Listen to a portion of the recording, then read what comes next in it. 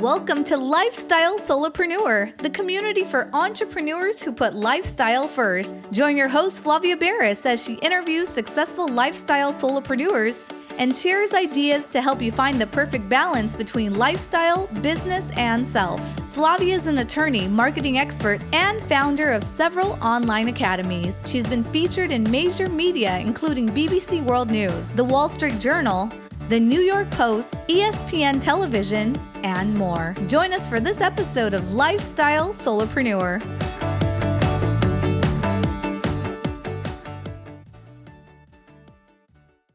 Hey, Lifestyle Solopreneurs. Today we get to speak with Jim Sheils. He is a full-time real estate investor for over 22 years, completing over 2,000 acquisitions and rehabs.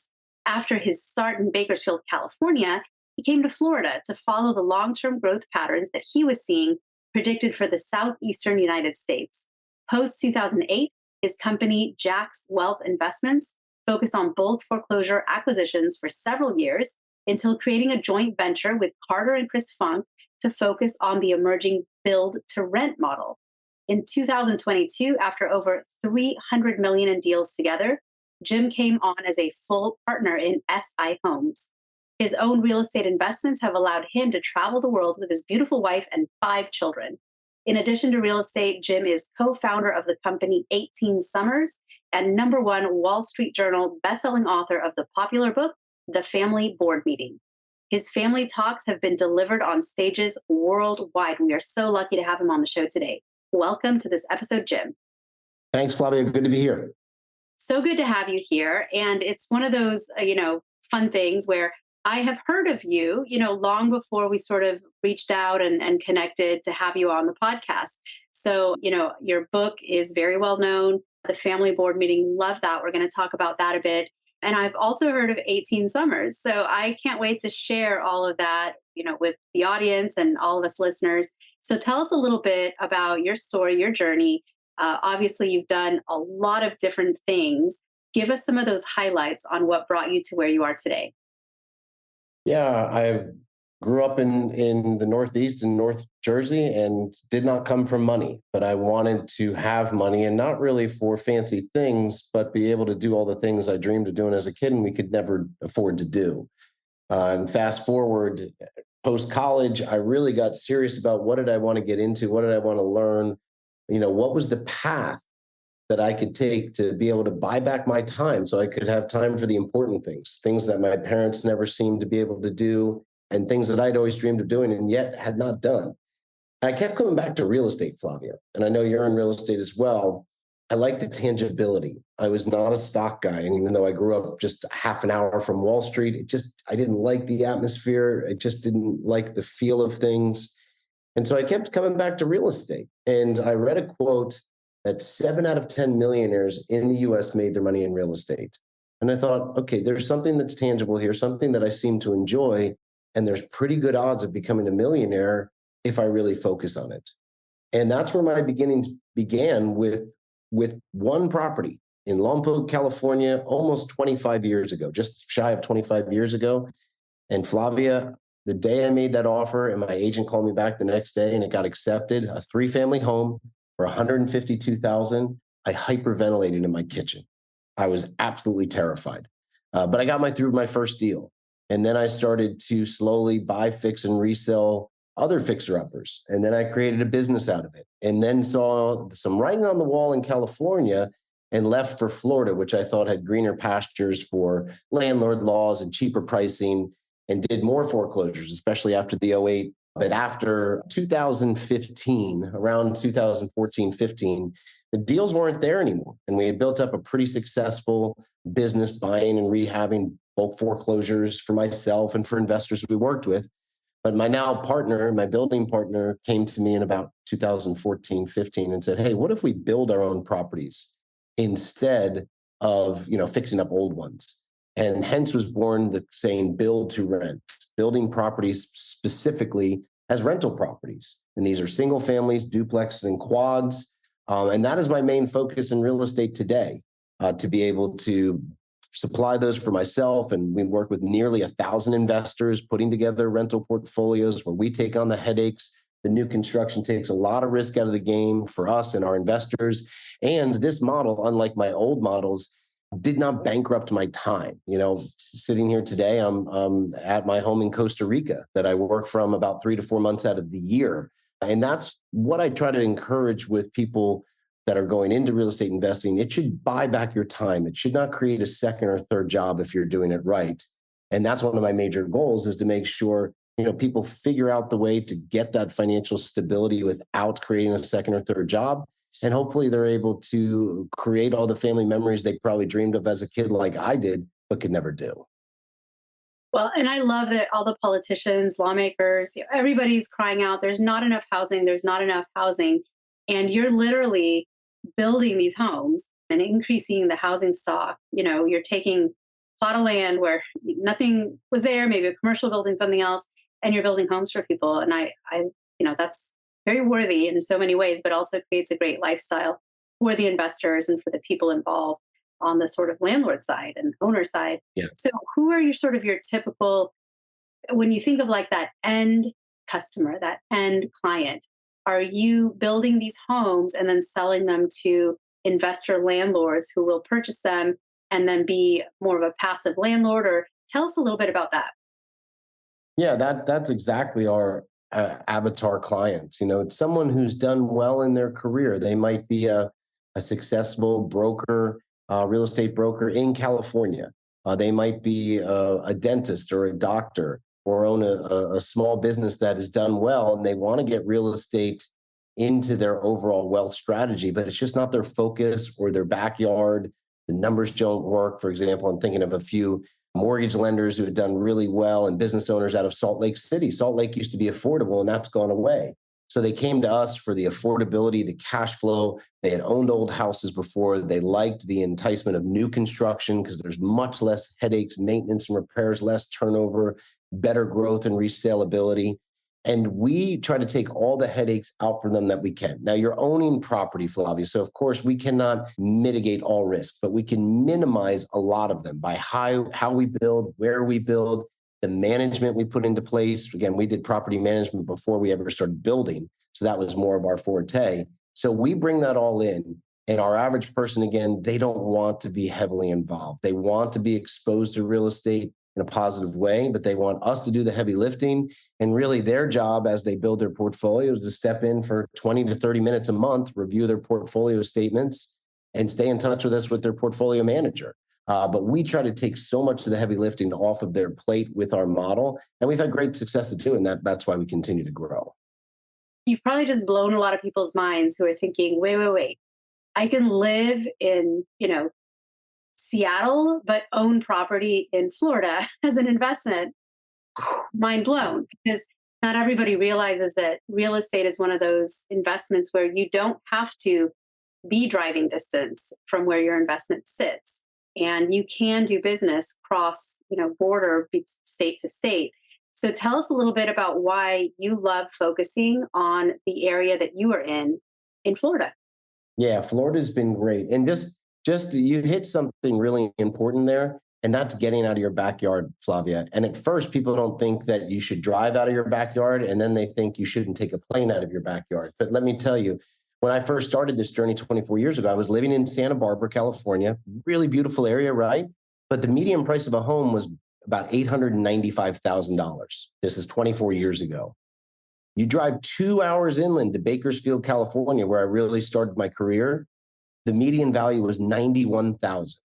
We're talking a whole less zero to be able to start getting into properties. That was just with a 2-hour drive. Now, when Bakersfield went way up in value, to 2004, 2005, the fact I was willing to get on a plane and go to Jacksonville, Florida was a total game changer. And now the good news is with services like ours, you don't have to do that. We can do it for you. But we look for certain things, Flavia, in the markets we go into. First off, you're thinking Florida, oh, you must be invested in Miami and Tampa and in Orlando. Nope, not at all. And the reason why is our job is to find places that are poised for growth and are cash flowing today. Those areas are overpriced, in my opinion, right now. And there's other areas that have great rental rates, great buy-in prices, great desirability, solid areas, great economics. The population is really pressing upwards in those areas. And that's where we focus in. Jacksonville is one example. When I left Bakersfield, California in 2004, I went to Jacksonville, Florida. At the time, it was the most affordable, large-scale coastal city in the nation by far. And I mean, being in the beautiful area you are, Flavia, the words affordable and coastal city don't normally go together. So it was a very unique opportunity from what I saw to really dig in and buy properties there, which I did, and so did my partner. And we continue to build in that market along with about 12 other markets. And again, these would be considered second-tier markets in Florida, but all of them are experiencing population growth, economic growth. They have a good affordability index. And the affordability index is super important for people to remember. That's when the average family income is a good ratio to the average median price of a home in that area. And our areas have really healthy affordability indexes compared to especially areas like where I came from in New York or Seattle, like you named. And then something desirable and good, healthy supply and demand. Being builders, we want to go where there's a need for housing and they're short on housing. And these second tier markets have just that. And so for you, your own philosophy, you used to do rehab, which, for anyone listening who's not in the world of real estate, basically you would take houses where people would walk in and go, ew, I don't want to live here, and buy them and make them absolutely gorgeous to where someone walks in and goes, this is an amazing house. So you'd remodel and upgrade and, make homes, just kind of bring them to a modern age, right? Because a lot of the homes were older and maybe were purchased in a probate sale or distressed. Maybe it was a house that had some big casualty, like even a fire or something like that. So I do know that world. You used to do the rehabs and then you would resell them and, you'd make a profit. Now you build, you actually go in and it is new construction. So do you still do some of the rehab, and why that shift, and what's the difference between those two worlds for you? Yeah, great question, Flavia. I hung up my rehab shoes for the most part about 7 years ago. And the reason why is, look, there's lots of recipes to success in real estate. There's lots of strategies. And buying an older piece of property, fixing it up and renting or selling it is a great way. However, when you start to do a large scale or aim to do more, and especially working with clients, where it's not just properties I own, I'm now helping build portfolios for others, you get a lot more sensitive to risk and to issues.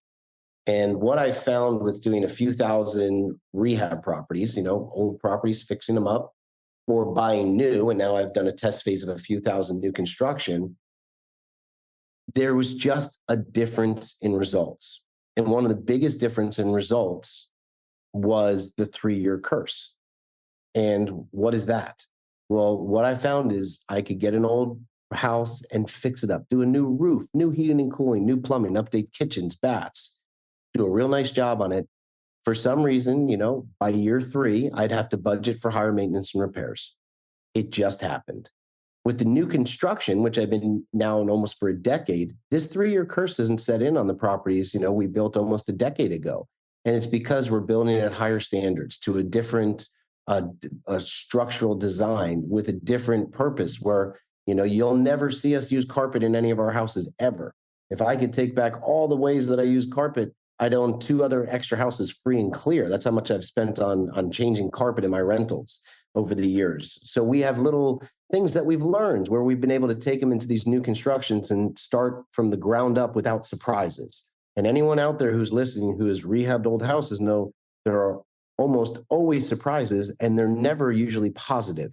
So I wanted less surprises and less headaches for our people. And although I really appreciate, the renovating of old homes, and it really got me from near poverty to abundance, the new construction has been the 2.0. That's allowed me to go into better areas, better markets, do more volume that I could never have done for myself or our clients sticking with old rehabs. So how is the regulatory, like for someone who wants to come in and be a builder, is Florida a great place to build? I know California is generally not, just because of so much regulation, so much oversight, so many rules, laws, all that. So how do you compare Florida to the rest of the markets that you're familiar with?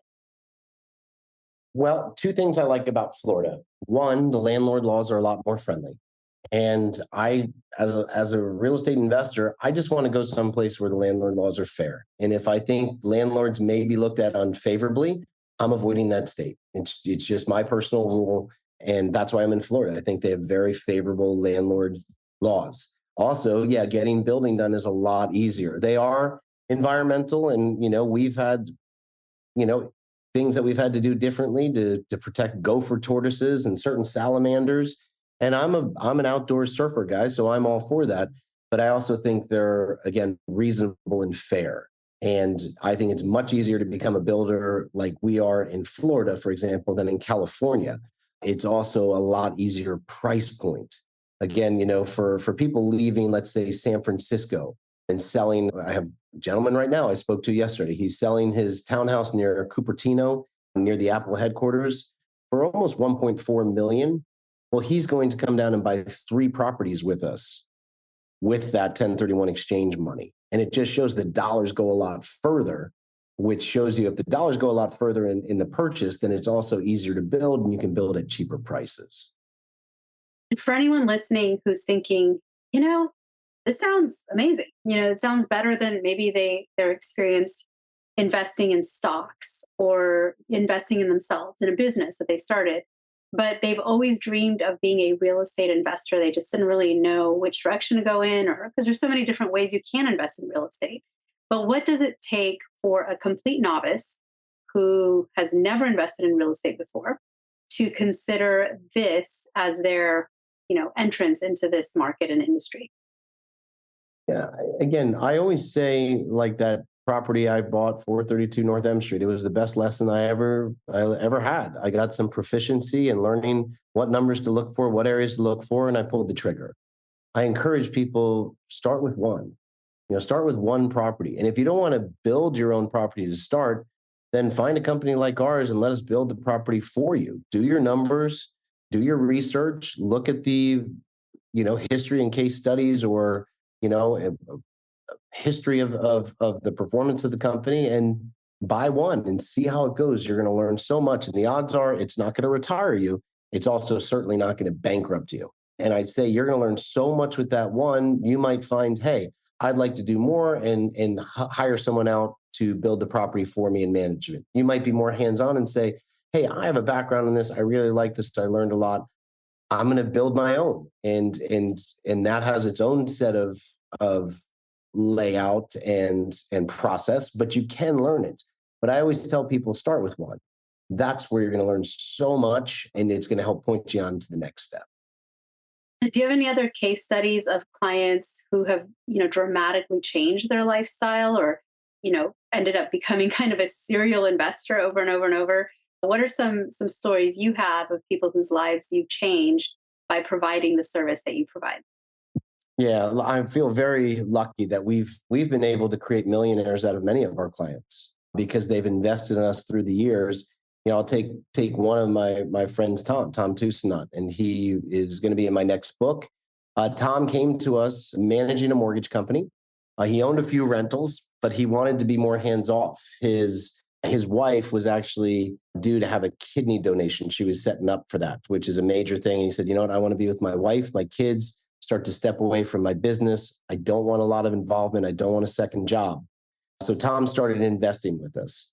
And within 5 years, Tom, and I share this on some of my presentations that I do, sent me a text. We had stayed in good contact. I have a very deep history with kidney donations. I was honored to donate a kidney to my father 12 years ago. So I was able to really become friends with Tom, even though he's a client, give him some coaching on what they were about to go through, see them through, stay in touch. Our families became friends. And on the day of my youngest daughter's birthday, I received a text from Tom that said, hey, I just want to let you know I retired from Fairway Mortgage today, because he had an extra $14,000 a month coming in that was able to offset a lot of his needs. And he's former Air Force. He still flies his leisure plane and is traveling all over the country and all over the world with his children and wife because her surgery went well. And, I have the thank you notes to prove that. And it's very rewarding when someone came to us for what they wanted and they got just that. That's a great story. I like, especially when we're presenting this new possibility, new opportunity to people that they may have not thought of before. I like to also point out any risks or any sort of potential downsides. So for anyone that says, "Hey, I might want to buy some rental properties," and do you do just single family homes, or are any of them like multi-family, apartment buildings, or maybe even just duplex, triplex, quads? What's your market? Our recipe is residential real estate, Flavia. So we do single family, duplexes, and quads. That way, we're able to stick in the residential realm. Commercial has its own set of risks that I've always kind of avoided in my career. I've just always done volume of residential.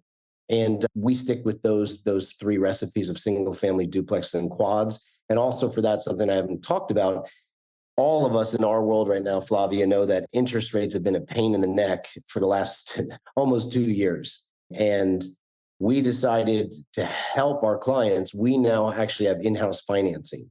So where a lot of people on a duplex or quad are walking into a mortgage company and they're getting quoted 8.5%, with our in-house financing, we're getting our people locked in at 5.75, which makes a huge difference in their cash flow. So that's another reason why we stick to just these smaller residentials. By doing in-house financing, we're able to get much better rates for our clients, which obviously gives them much better cash flow right off the bat. And I want to point out, because a lot of people are like, well, I got, a 3-4% mortgage for my home I live in. Let me just say that usually if you're buying an investment property, the interest rates are not the same as if you're going to live in a home. So you can't compare the rate you just quoted. I can say from being in the industry is for an investment property right now, unheard of. I actually don't know any other. I personally don't know. I haven't heard rates that low. So that's pretty amazing. And I think that probably has given you a leg up on attracting real estate investors to come your way, because just that low cost of debt is amazing.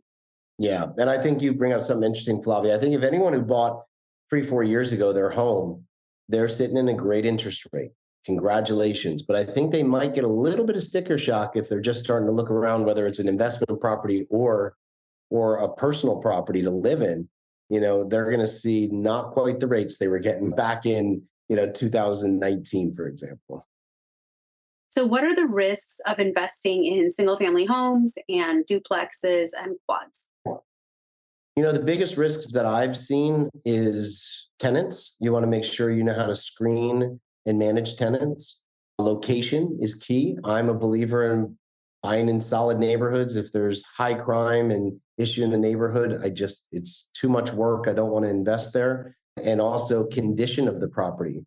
What I've seen really chew up and just mutilate new investors is buying a fixer-upper property that never stops needing fixing. And if you watch these older properties that they underestimate the amount of maintenance and repairs needed, and it just consistently, month after month, bleeds them with one thing to the next, and then they just surrender, give up, throw up the white flag, and sell the property at a loss. I find if people would look for just a property in a little better condition, in a better area, and know how to screen the tenants and manage the tenants, a lot of that risk, again, cannot be completely taken away, but it can be minimized greatly. Great advice. Great advice. So more of your advice is in your book, Family Board Meeting. So what is the Family Board Meeting? What is the book about? What was the genesis of writing it? And where can people find it? Yeah, the Family Board Meeting is more of an extension of the other side of my life, where I always said I wanted to be successful in business and successful at home. And unfortunately, getting into real estate young, I got to meet some of my heroes at a young age in my early 20s. And I was really sad to see what happened behind the curtain, truly, with their personal lives. They had huge balance sheets, but very dysfunctional home lives and really non-existing family lives. And that scared me because I knew with my drive, ambition, initiative, that could be me. So I always had a goal to live differently, to have more of a legendary family life, if you will. And all that means is I got to spend time with my family when most people couldn't. I could do the things with them that most people wouldn't be able to do. And that's what the book is about. It's about how do we stay grounded in our family life as we build our business or portfolio or career. And I give some simple frameworks and rhythms that were imperative to me staying grounded in my marriage, in the relationship with each of my 5 children, not just one of them, and truly enjoying the time that we have together. And that's, the tagline and the name of our company is 18 Summers. And the reason why is there was a study showing that the average person will spend 85% of the quality time they ever have with their children by the end of the 18th summer. When you stop and think, that makes a lot of sense. They're off at that point to college or the military or some endeavor, and your 20-year-old is probably hanging out with you a lot less than your 5-year-old. So I tell people, if you've received that advice for these people you're listening to this, to be the solopreneur, and some mentor has told you, hey, put your head down for the next 10 years, make it happen, then get back to your family life, they'll understand. I think that is horrific advice. I don't think it has to do that. You can't sprint the whole way. You can't hold your breath with family and come back in 10 years and think things are going to be grounded and civil and connected. It just doesn't work like that. So my book is all about how to take these little breaks, how to have these real memory makers, even if you're short on time or money along the way. And that can rejuvenate you, give you more meaning and purpose, keep you going, and your family will be more supportive of what you're working on too. So that's what the book is about. We're very lucky that we had a lot of people support it. And also we were very surprised it went to the #1 on Wall Street Journal. And I don't think it's because our writing was that good. I think the writing's good, but it's the message. That's what's resonated with people. Where do people go to connect with you, either about your book or to connect with your company to get into real estate investing in Florida? Yeah, if you want to look at a little bit of our kind of story of family and into real estate, we have a website called JJ Playbook that was written by my wife and I, Jim and Jamie. So it's called the jjplaybook.com. That talks about our journey into real estate, the principles we found to create the passive income that feeds our life, and also the business now we have that helps do the same for others. That's a great starting point. If you're interested in the book, The Family Board Meeting, it's at Barnes and Nobles. You can find it at Amazon, anywhere really that big books are sold. And any parting words for all of us listeners, solopreneurs who may or want to be solopreneurs who are still kind of stuck in that corporate grind, but for anyone that's feeling discouraged or overwhelmed or up against the wall, what advice would you have for that person? My advice would be, I have not met any entrepreneur who was unqualified for the beginning steps that they took. You might feel unqualified and you might be unqualified. That's okay. You might have to learn on your feet, learn as you go for a few things, but make sure you take proficiency in a subject. Again, pick a direction, get proficient in it, and take action.